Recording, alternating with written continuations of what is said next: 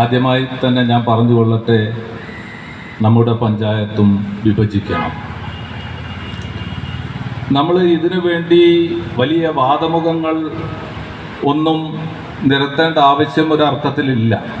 കാരണം 6-7 വർഷങ്ങൾക്ക് മുമ്പേ നമ്മുടെ കേരള സംസ്ഥാനത്ത് ഇവിടെ ഒരു സെക്രട്ടറി തല സമിതിയെ, ഒരു കമ്മിറ്റിയെ നമ്മുടെ സർക്കാർ നിശ്ചയിച്ചിരുന്നു. അവർ നമ്മുടെ സംസ്ഥാനത്തെ ഏതെല്ലാം പഞ്ചായത്തുകൾ വിഭജിക്കണം, അതുപോലെ ഏതെല്ലാം പഞ്ചായത്തുകളിൽ വാർഡുകൾ കൂട്ടണം, അതല്ലെങ്കിൽ നഗരസഭകളിൽ എന്തെല്ലാം മാറ്റങ്ങൾ വരുത്തണം, ഇത്തരം മുനിസിപ്പാലിറ്റികൾ, അങ്ങനെ എല്ലാം സമഗ്രമായ ഒരു റിപ്പോർട്ട് നമ്മുടെ സർക്കാരിന് 5 വർഷങ്ങൾക്ക് മുന്നേ തന്നെ സമർപ്പിച്ചു കഴിഞ്ഞിട്ടുണ്ട്.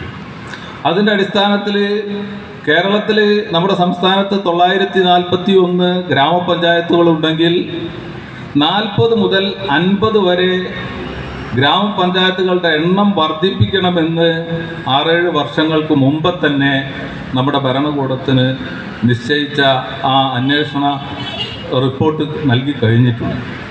അപ്പോൾ അത് നടപ്പിലാക്കാനുള്ള ഒരു എന്താ പറയുക, നമ്മൾ ഒരു മൂളുക എന്നുള്ളത് നമ്മുടെ ഈ സർക്കാരിൻ്റെ ഉത്തരവാദിത്വമാണ്.